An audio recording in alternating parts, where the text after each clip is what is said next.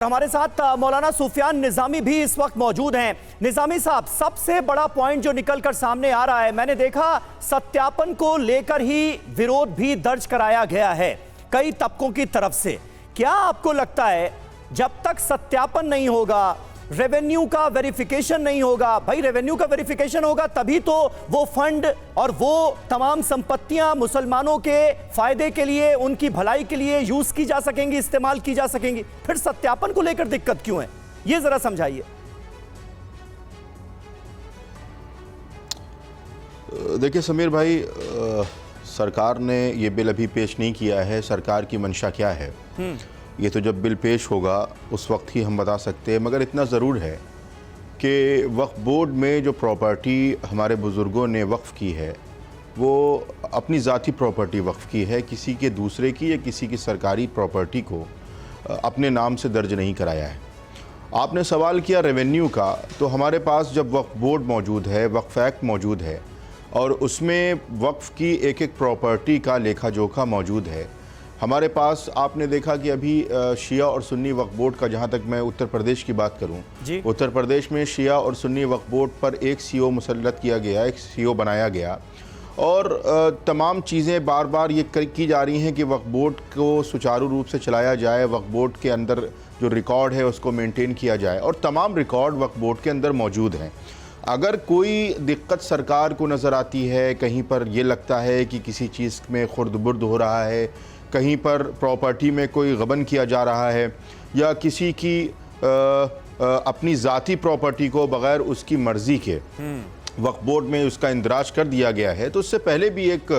उत्तर प्रदेश हुकूमत ने एक ऑर्डर किया था कि जो यहाँ के ज़िला अधिकारी हैं वो इस बात की डीएमओ जो हैं, अल्पसंख्यक कल्याण अधिकारी हैं, वो इस बात को देखें या डीएमओ इस बात को देखें कि कौन सी जो प्रॉपर्टी है और वो वक्त में दर्ज है, क्या उसका रेवेन्यू में कोई रिकॉर्ड है कि नहीं है। तो ये तमाम चीज़ें ऑलरेडी हमारे प्रोसीजर में हैं, चल रही हैं। अब सरकार को तो ये चाहिए कि वक्फ बोर्ड के हैंड को, हमारे यहाँ तो देखा गया है समीर भाई, आप बखूबी वाकिफ़ हैं कि कहीं पर कोई कब्ज़ा होता है गैर सरकारी तौर पर और वक्फ बोर्ड वहाँ पर कब्ज़ा खाली कराने के लिए पावर मांगता है, फोर्स मांगता है, अमला मांगता है। महीनों हो जाते हैं कोई अमला नहीं दिया जाता है, महीनों हो जाते हैं कोई वक्फ बोर्ड की तरफ कोई तवज्जो नहीं दी जाती है कि वक्फ के चेयरमैन ने या वक्फ के किसी ज़िम्मेदार ने क्या बात की है। तो ये अगर आपकी मंशा है कि सरकार वक्फ बोर्ड के कब्ज़ों को खाली कराए, वक्फ का सुचारू रूप से संचालन हो या वक्फ का रेवेन्यू सही जगह पर इस्तेमाल हो, तो उसका पूरा लेखा जोखा वक्फ बोर्ड के अंदर, रेवेन्यू रिकॉर्ड जो वक्फ बोर्ड का है उसमें मौजूद है। कोई भी जाए और सुफियान साहब, मैं जो आपकी बात को समझ पा रहा हूँ, किसी की भी जमीन को वक्फ की संपत्ति घोषित करने से पहले वेरिफिकेशन का ये जो प्रावधान लाया जा रहा है, आप इसके पक्ष में, ऐसा होना चाहिए, इससे और बेहतर होंगी चीजें, यही ना? नहीं, बिल्कुल जाहिर सी बात है कि अगर कोई ऐसी चीज़ है कि किसी की संपत्ति है और बगैर उसकी मर्जी के वक्फ में दाखिल कर दी गई तो शरई नुक्ते नज़र से वो वक्फ ही नहीं कहलाएगी। वक्फ तो वो है जो अल्लाह के लिए, अल्लाह के रास्ते में इंसान ने अपनी मर्जी से किया हो, और अगर उसकी मर्जी के बगैर किया है तो वो वक्फ ही नहीं है। उसके कॉन्ट्ररी जो अधिकार हैं वक्फ के, चाहे वो 13 में अमेंड करके दिए गए हों, 95 में दिए गए हों, वो बहुत असीमित बताए जाते हैं। हर्षवर्धन जी, यही मैं समझना चाहूंगा, देश के संविधान में न्याय की समानता और समान अधिकार की जो मूलभूत सुविधाएं हैं संविधान में, क्या उसके इतर ये एक्स्ट्रा कॉन्स्टिट्यूशनल पावर वक्त में थी जिसको शायद अब खत्म करने का समय आया कि आप अदालत में न्याय नहीं मांग सकते, आप वक्त के बोर्ड में ही जाएंगे, वहीं वेरीफाई कराएंगे, वहीं अपनी दलील रखेंगे, अपनी ही जमीन के लिए किसी कोर्ट में चुनौती नहीं दे सकते। ये सारी जो अथॉरिटी, ये जो शक्तियां जिसका दावा किया जाता है वक्त के पास के, क्या उसका समय पूरा हो गया था इसीलिए सरकार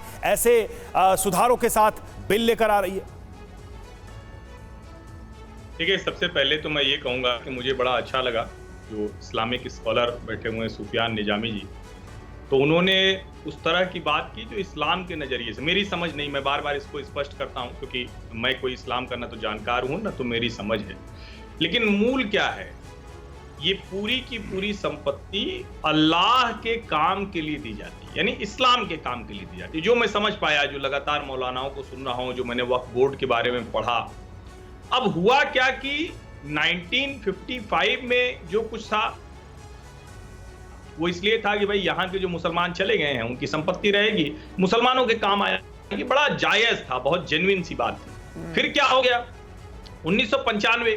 जब पीवी नरसिम्हा राव जी को दिक्कत हुई कि अरे भाई राजनीति में नहीं समझ में आ रहा है, बाबरी का मसला है, राम मंदिर का मसला है, दूसरे मसले उठ रहे हैं, नहीं झेल पा रहे थे, तो उन्होंने प्लेसेज ऑफ वर्शिप एक्ट लाया। एक कोशिश थी मुसलमानों को खुश करने की, दूसरी कोशिश वक्फ बोर्ड को असीमित अधिकार देना, और 2013 आते आते यूपीए की सरकार ने उसको इतना बढ़ा दिया कि अब आप कुछ करें। अब आप सोचिए, देश के लोगों को पता होना चाहिए, ताजमहल पर जो सुन्नी वक्फ बोर्ड है वो दावा कर देता है, आपको हंसी आ रही होगी लेकिन वो दावा कर देता है। वो अचानक एक दिन उठता है और तमिलनाडु का एक गांव है